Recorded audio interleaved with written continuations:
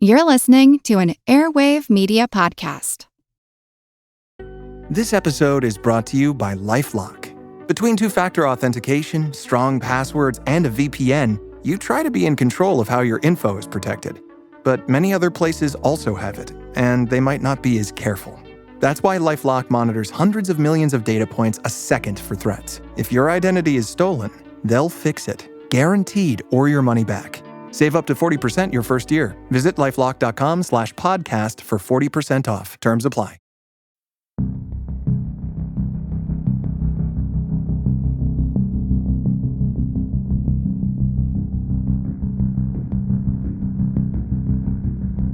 In the last episode, I traced the development of numerology from the ancient Greek Pythagorean cult's number mysticism to modern-day hucksters and pseudo-historians. Among the claims made by modern-day numerologists and neo-Pythagoreans is the idea that Pythagoras' number magic extended to distant cultures, all the way to the Americas, where by measuring the statues of Easter Island, one can discern hidden numerological significance. Likewise, in my recent patron exclusive on Patreon, I looked at similar outlandish claims made by numerologists that measure and seek arcane alignments at Stonehenge. One such unconvincing claim is that the megalithic stones at Stonehenge align in some meaningful way with the pyramids at Giza. And here, after all, we find perhaps the most fruitful playground for numerologists, such that they have invented an entire field of study for themselves, pyramidology. This field of study should in no way be confused with the legitimate academic field of Egyptology, which comprises the scholarly study of Egyptian history, religion, literature, language, art, and yes, architecture. What is pyramidology then, you might ask? Also called pyramidism, it is a pseudoscience that makes insupportable claims about the occult significance of the design and measurements of the pyramids. The nonsense of pyramidology seems to have begun with the famous astronomer William Herschel, who, while brilliant, also perpetuated some misguided notions, such as that Mars, the Moon, and even the Sun were inhabited by living beings. Much as was done with Stonehenge, Herschel attempted to date the Great Pyramid by imagining that it had been built with an eye toward alignment with the heavens. The entrance was a steep shaft, which must have seemed to him inclined toward the heavens in the same way that his telescopes were, and so he performed calculations to determine what it might have been constructed to align with, since it didn't seem to align with anything much at the time. He figured that if the Great Pyramid had been built in 2160 BCE, then it would have lined right up with Alpha Draconis, a binary star in the constellation Draco. Why this star? Because it was the only one he could find that lined up. And he was wrong. As we now know, the Great Pyramid is far older. But Herschel had unwittingly started something. The act of searching for measurements and alignments in the Great Pyramid that could be claimed to have occult significance, aka pyramidology. In an 1859 book by one John Taylor called The Great Pyramid, Why It Was Built and Who Built It, the notion became fully formed. Notwithstanding the fact that we have had convincing answers to the questions of his title since antiquity, Taylor sought different answers in numbers. He thought of the Great Pyramid as a benchmark for certain important measurements. Everywhere in its measurements, he believed that the irrational number phi, the golden ratio, had been planned into the pyramid's dimensions, and he believed that its height related in some wise to the circumference of the Earth. Taylor's book would likely have come and gone with little impact had it not caught the fancy of the Astronomer Royal for Scotland, Charles Piazzi Smith, who wrote his own book, Our Inheritance in the Great Pyramid, taking Taylor's ideas even further, finding that dimensions of the Great Pyramid also showed that ancient Egyptians had knowledge of pi to many decimals. Of course, Smith made it easier for himself and future pyramidologists to establish their claims by imagining a whole new system of measurements that would be needed for his calculations to work, so-called pyramid meters and pyramid inches, unable even to reconcile these units with one system of measurement, metric or imperial. Although they did not know it at the time, a certain papyrus was then in the possession of a Scottish antiquarian named Alexander Rind, and this papyrus, which was in fact a collection of Egyptian arithmetic problems and algebraic equations, would convincingly disprove all their theories by demonstrating that ancient Egyptians had no knowledge of the golden ratio, or pi, at least not in the manner that pyramidologists claim, that they purposely used both in the construction of the pyramids. While pyramidologists claim they knew the numbers to many decimal places, when we see them actually approach the numbers in their mathematical calculations, they often miscalculated them, with pi being more like 3.16.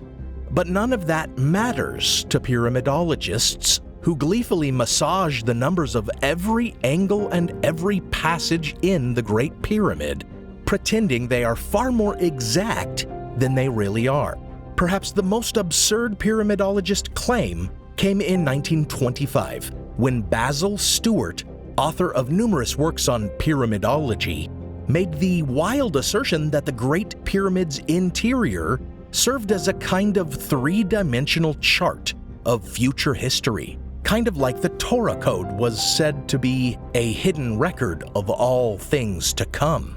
And since Egyptians could not have accomplished this themselves, then again it must have been some supernatural power, a god, or perhaps aliens.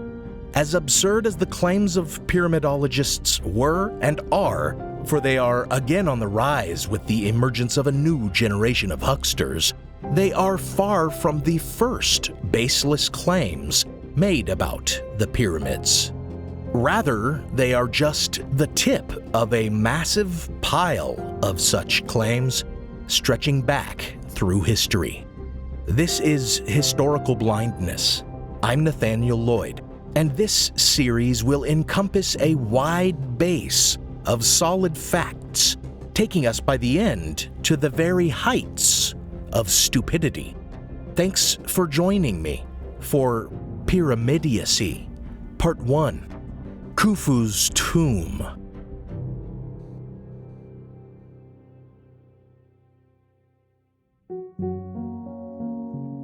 Before we begin, I'd like to thank my newest patrons, Lee Mudd and Dave Ekenaz.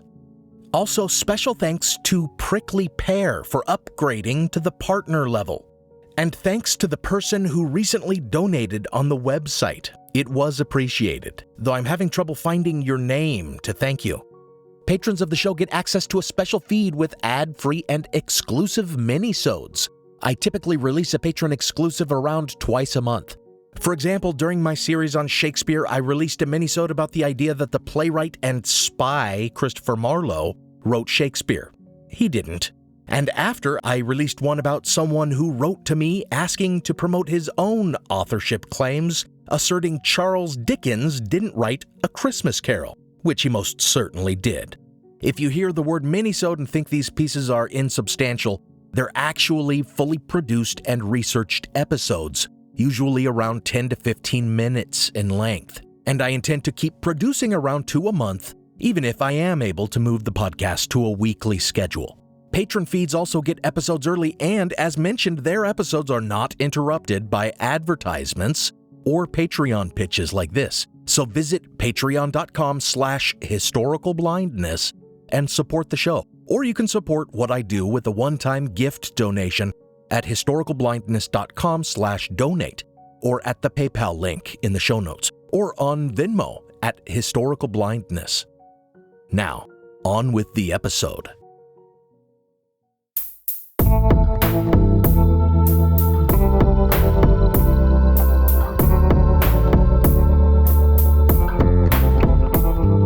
Welcome to Historical Blindness.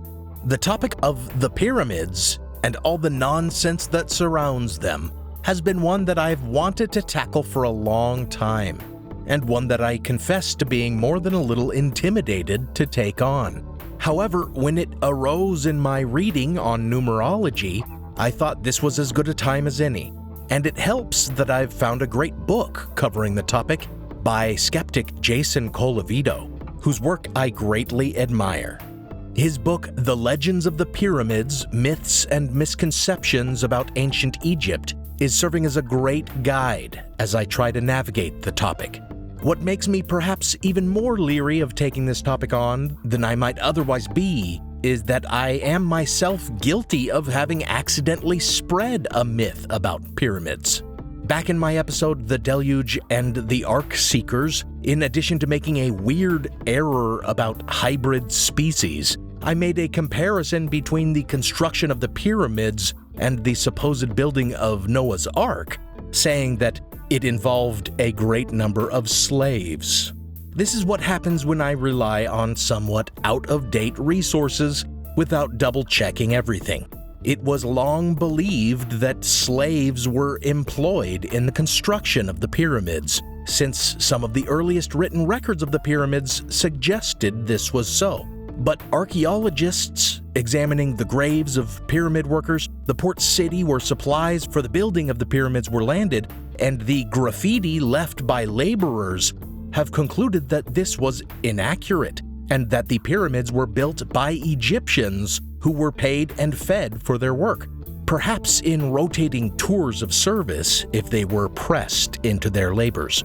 Egyptian and other pyramids have long been lightning rods for myths, misconceptions, and misinformation, the exploding of which is the central purpose of this podcast at this point. They have come up time and time again. Think of the hyper-diffusionist claims of those who believe all pyramids the world over, in the Americas and in Africa, for example, must have been built by the same peoples, as discussed in my series Before Columbus about pre-Columbian transoceanic contact theories, and other pseudo-history that we've seen rearing its head in many an episode will come up as we delve more deeply beneath the pyramids, like connections to Atlantis and ancient astronauts. The pyramids are a mainstay of conspiracy claims about hidden histories. And because of that, as we will see, false claims about them are the stock in trade of grifters, some of whom you may know, like Graham Hancock, and some of whom you may not know, like Billy Carson.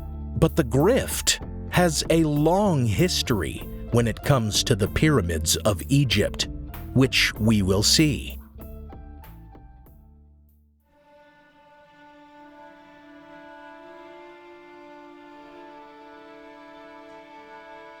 When we begin to look at the history of pyramid misinformation, it becomes clear why so much false information appeared and spread.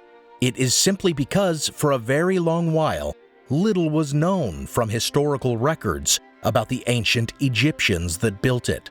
Indeed, this was the case for the majority of human history, by which I mean recorded history. If we compare Egyptian civilization to ancient Greek and Roman civilizations, Western knowledge of their culture was minimal.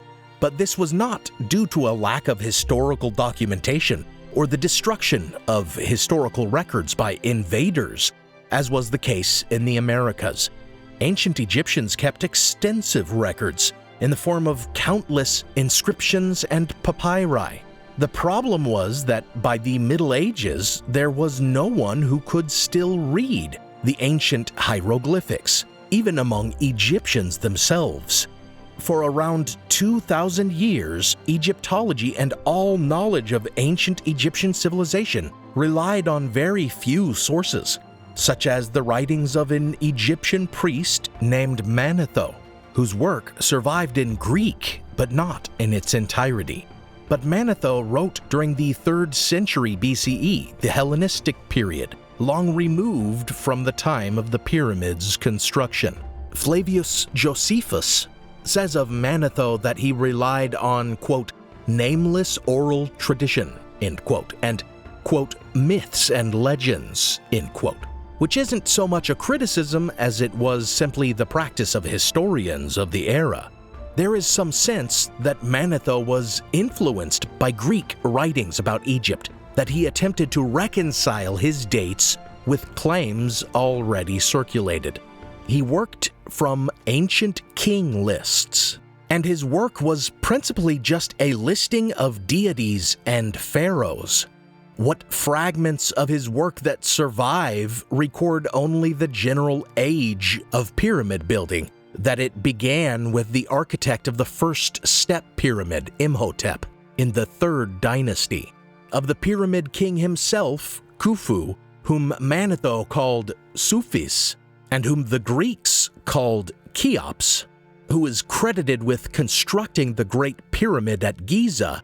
Manetho only says that he reigned 63 years, built the Great Pyramid, and, quote, conceived a contempt for the gods, end quote, and composed a certain sacred book. That's it. Nothing about how or why the pyramid had been built, almost as if such questions were unimportant. Beyond this, the records of Egypt were inaccessible to historians until French adventurer and Egyptologist Jean-François Champollion, who reportedly always kept a copy of Manetho on hand, finally deciphered Egyptian hieroglyphs in the 1820s using the Rosetta Stone, a recently discovered trilingual inscription written in both Egyptian and Greek that would serve as the key to finally understanding Egyptian scripts.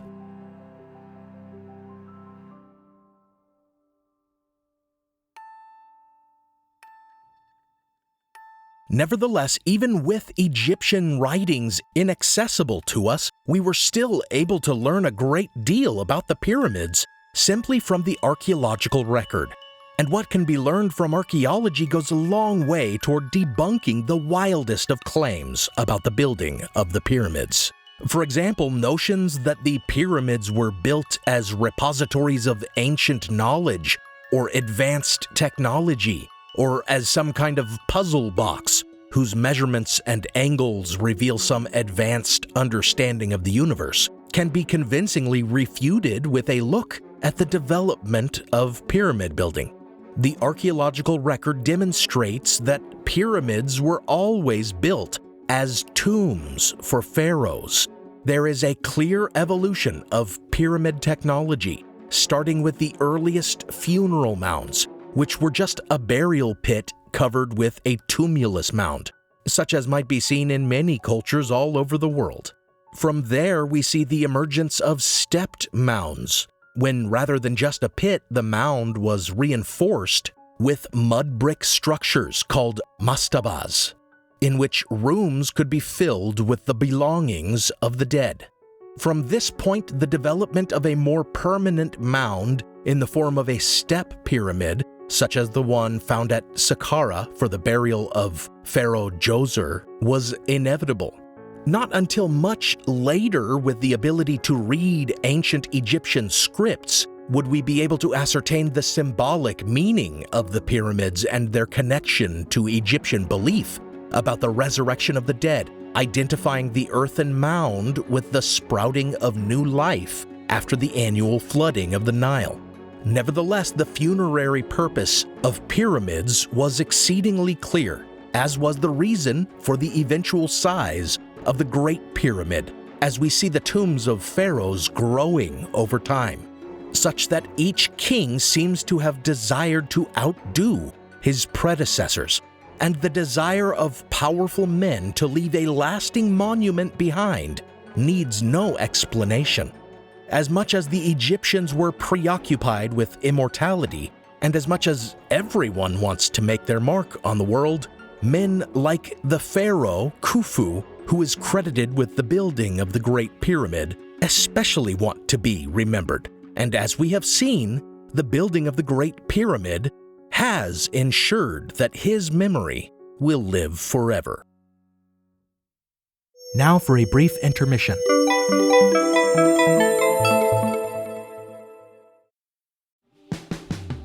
Every summer, I'm careful to avoid getting burned. My summer plans always include applying sunscreen so I can attend barbecues and protests without worrying about getting scorched. And when I make my plans by making phone calls, I also don't want to get burned by an outrageous wireless bill. That's why I switched to a Mint Mobile plan and saved enough to take a summer vacation. With Mint, I found no difference in speed or coverage, just a big difference in cost. And right now you can switch to a Mint wireless plan like me to avoid sweating those surprise charges and overages. You'll just be chillin' with Mint's offer of 3 months premium service on the nation's largest 5G network for just $15 a month. With high-speed data and unlimited talk and text, it might just be the coolest thing happening this summer. This year, skip breaking a sweat and breaking the bank. Get this new customer offer and your 3-month unlimited wireless plan for just $15 a month at mintmobile.com/blindness. That's mintmobile.com/blindness. Upfront payment of $45 required, equivalent to $15 a month. Limited time new customer offer for first 3 months only. Speeds may slow above 35 gigabytes on unlimited plan. Taxes and fees extra. See Mint Mobile for details. As listeners of Historical Blindness, you're no strangers to the fact that history is a lens through which we can better understand the present. Or as Shakespeare put it, what's past is prologue. History is the indispensable context without which we cannot hope to truly understand current events. You understand that, and so do the creators of the American Scandal podcast. Every season, they immerse listeners in the biggest controversies in U.S. history, helping us understand America's dark side and learn from its troubled past. Its latest season, Ruby Ridge Standoff, delves into an incident that sowed the seeds for the rise of the modern radical right. It transports you to 1992, where in a remote corner of Idaho, federal law enforcement surround a small cabin. They've come for Randy Weaver, a survivalist who took his family to the mountains in anticipation of the apocalypse. A simple weapons charge brought the agents here, but the situation is about to explode into a deadly and tragic standoff that will later become a rallying cry for far-right extremists, fueling distrust and violent anti-government sentiment for decades. Follow American Scandal on the Wondery app or wherever you get your podcasts. You can binge all episodes of American Scandal's Ruby Ridge Standoff early and ad-free right now on Wondery Plus. Now, back to the show.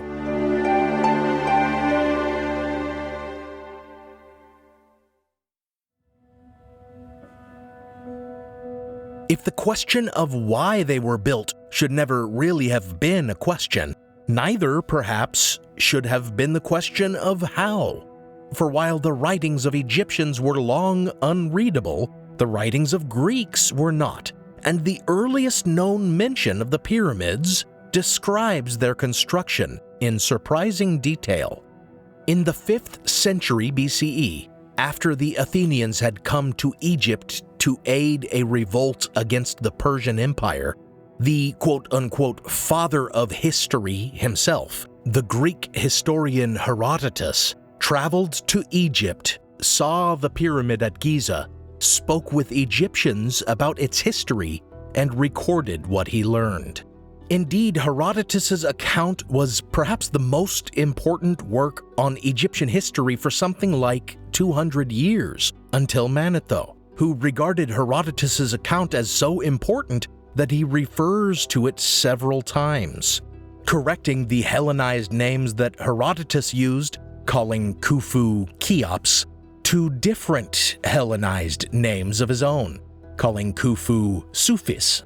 But regardless of the name Herodotus used, he was clearly talking about Khufu, He says that he spoke with Egyptian priests who traced Egyptian history back 10,000 years, and they painted the picture of Khufu as a tyrant who closed the temples and forced all his subjects into back-breaking labor, building the Great Pyramid for him.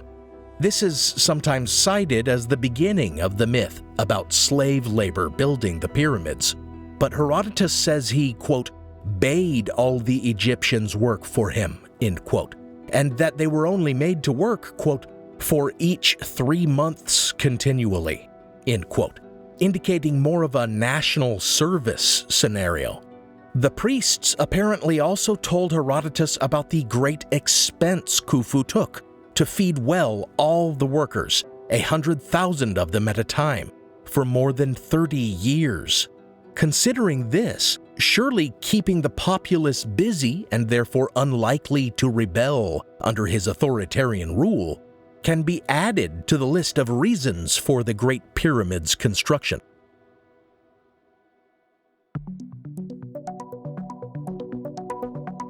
As for the mysterious process by which the massive structure was assembled, with stone blocks so huge that, as any pyramid huckster today will tell you, they would have been impossible to move, it didn't seem so impossible to Herodotus, who described the stone quarries in which the blocks were cut, quarries that have been located and stand as clear evidence for rational explanations of pyramid construction. And he described in detail how the stones were transported on boats and how they were raised by quote-unquote machines, likely meaning crude ancient devices like shear legs, and that such machines were easily moved, as shear legs would be, and placed on every step of the pyramid in order to pass blocks up to where they would be set.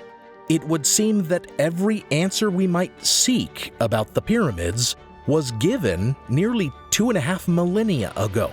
And with more recent discoveries like the Rhind mathematical papyrus described at the top of the episode, which showed that much of Egyptian mathematics related to pyramids, and the determination by Egyptologists that they used such machines as wedges, ramps, pivots, and pulleys, the idea that they could develop simple machines to raise and move stone blocks is not only believable but certain, considering we can see the fruits of their labors.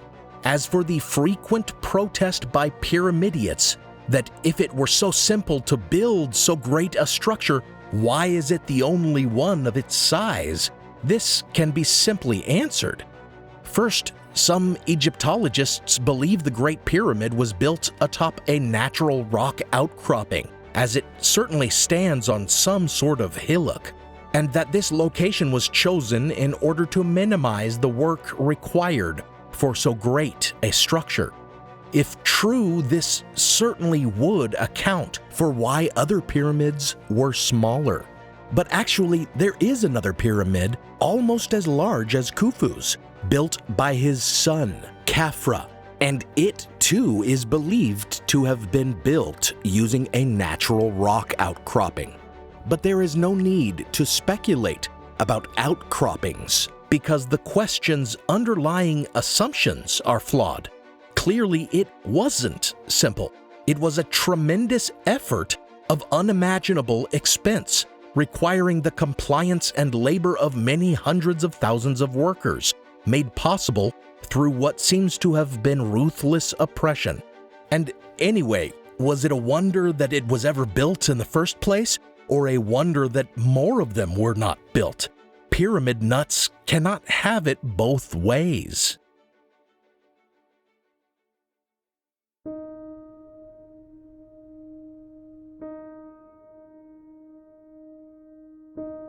But of course, there is sound reason to take Herodotus's report with a dash of salt.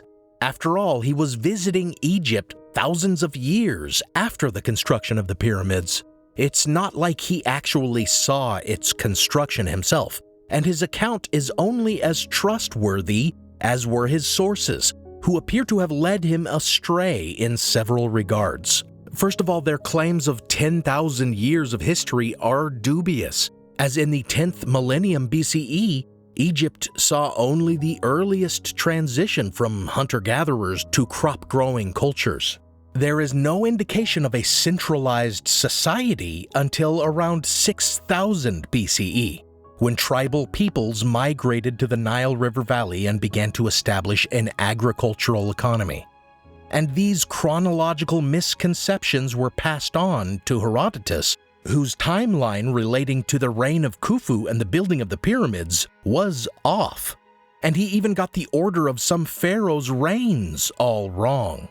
Moreover, Herodotus says that the priests told him that the inscriptions on the Great Pyramid recorded all the foodstuffs that Khufu had to buy to feed his workers, making it the very largest receipt in human history, rivaled only by those really long pharmacy receipts, you know the ones. Of course, this didn't turn out to be true, and also untrue was the story they told him that Khufu had to prostitute his own daughter to help pay for the pyramid's construction, and that she demanded an extra block of stone from each of her quote-unquote clients so that she could build her own pyramid, which is not only inaccurate but also kind of dumb. Was Herodotus to believe she took payment in massive stone blocks? It's unclear if Herodotus actually credited this or merely repeated it, as he was known to repeat many a myth. Indeed, because of these inaccuracies and the unreliability inherent in much of his work, some scholars have suggested he never went to Egypt in the first place, but that seems insupportable now. In the 19th century, the Westcar Papyrus revealed that Herodotus's claim about Khufu being a despot does appear to have been in Egyptian tradition, whether true or not. Moreover, the priests had told Herodotus that beneath the Great Pyramid was a burial chamber on an island in the middle of an artificial lake fed from the Nile via an underground channel. As it turns out, these subterranean chambers beneath the Great Pyramid, where the burial chamber would traditionally be located, were not completed, so Khufu's sarcophagus was placed in an interior chamber. So this tale about a lake and an island tomb seemed entirely false, suggesting again that Herodotus was making things up or had been egregiously lied to. However, the discovery of the nearby Osiris shaft, which was not explored until 1999 and revealed a symbolic sarcophagus for the god Osiris that had been placed within a flooded chamber, suggests that this may have been what Herodotus was referencing. The fact that his stories about Khufu and the secret chambers he had constructed may have been true are signs that point to Herodotus actually having visited Egypt in the 5th century BCE and actually having talked to priests there. And though they may have misinformed him about some particulars, it would seem they were in a better position to have known details about the construction of the pyramids than any later writers, and the account transmitted to us from them depicts a very plausible process. Why then even jump to incredible notions of giants and aliens and ancient advanced technology?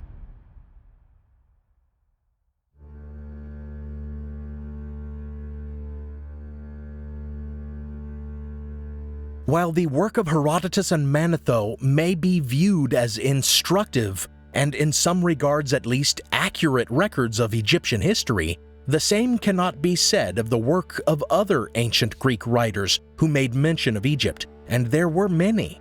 The Roman philosopher Pliny the Elder named 12 writers to touch on the topic, but most of their work does not survive, and even if it did, it seems to have mostly been preoccupied with the amount of food it took to feed all the builders. What does survive are works that indicate how mythologized the history of Egypt was already becoming. Around 100 years after Herodotus visited Egypt, Plato wrote Timaeus, the dialogue in which he first teases the story of Atlantis. He does so by having one of the characters, Critias, tell the story of Athenian sage Solon, who is said to have journeyed to Egypt and there been told by priests who traced the history of their land back 9,000 years about the forgotten kingdom of Atlantis, which, like so many others, had been destroyed in a cataclysmic disaster. It sounds suspiciously like a retelling of Herodotus's own meeting with Egyptian priests. And as Plato would go on to fill in the Atlantis myth in his next dialogue, it is very clearly an amalgamation of flood myths with notions of divine punishment by deluge. In the end, it was not ostensibly about Egypt, but it set the stage for many later connections drawn between Egypt, its pyramids, Atlantis, and antediluvian civilizations, that is, civilizations destroyed in the flood. And this kind of syncretism of mashing together different histories and mythologies would prove to be the general character of ancient Greek works that mention Egypt. In the 1st century BCE, Greek historian Diodorus Siculus repeated much of what Herodotus had written, including the inaccuracies, but added the choice fabrication which would live on long after him and be believed by many a pyramidologist and pseudo-historian that the construction of the pyramids was simply too perfect to have been accomplished by mere human beings.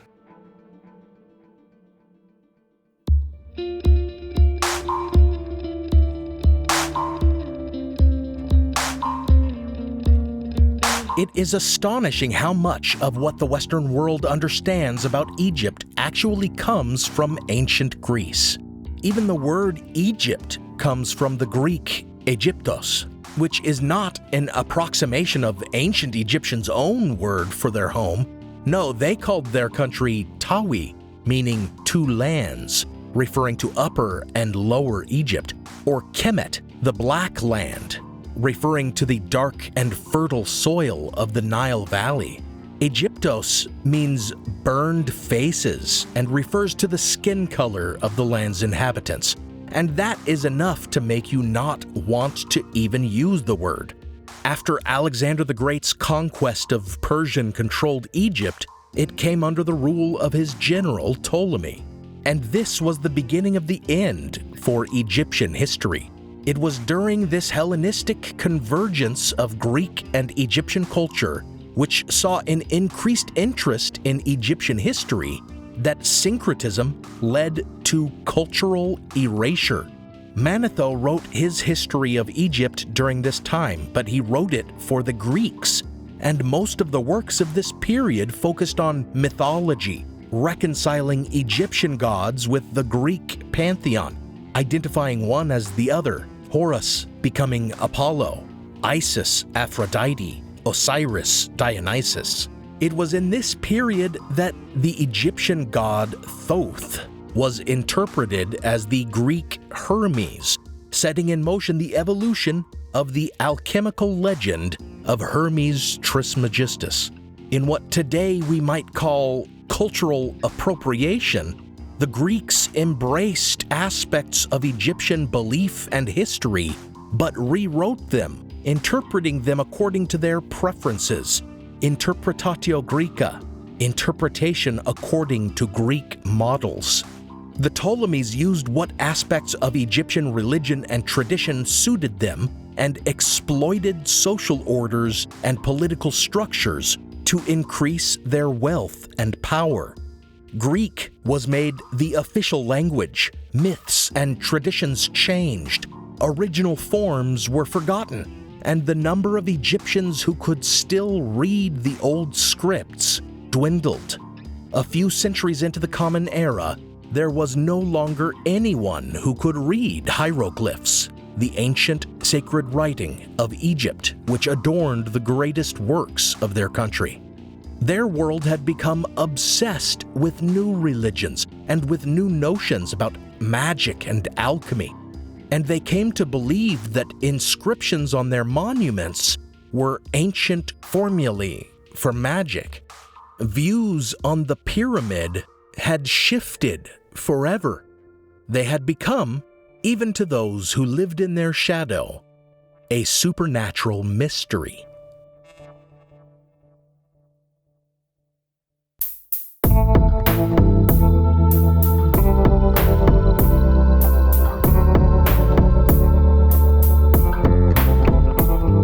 Thank you for listening to Historical Blindness.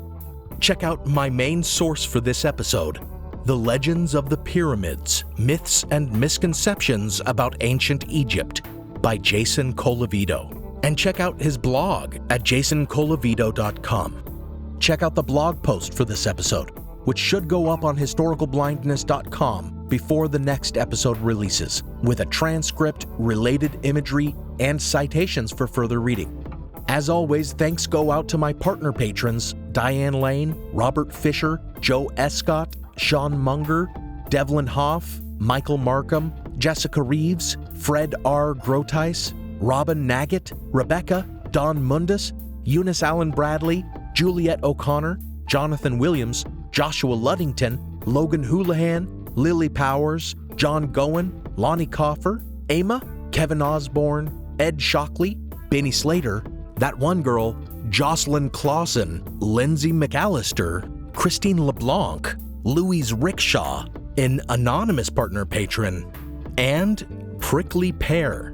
Thank you, patrons, for helping me to build something big in this podcast. This podcast is part of the Airwave Media Podcast Network. Visit airwavemedia.com to listen and subscribe to their other fine shows, like The Constant and The Conspirators. Some music on this episode was licensed through a Blue Dot Sessions blanket license at the time of the episode's publication. Additional music is by Kai Engel, licensed under a Creative Commons Attribution license. Check out the show notes for a list of the tracks used. You can support the show by pledging on Patreon or by making a one-time donation on PayPal. Find those links in the show notes, or find me on Venmo at Historical Blindness. Until next time, remember, if your theory about an ancient monument is predicated on the fact that it doesn't line up with something, but that it must have been meant to, you may be thinking entirely backwards.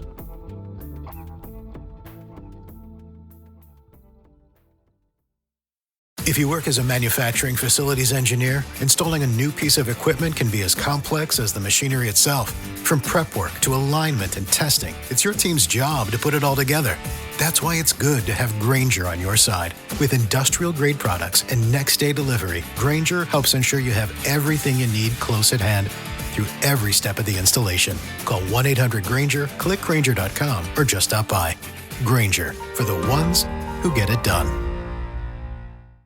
History isn't black and white, yet too often it's presented as such.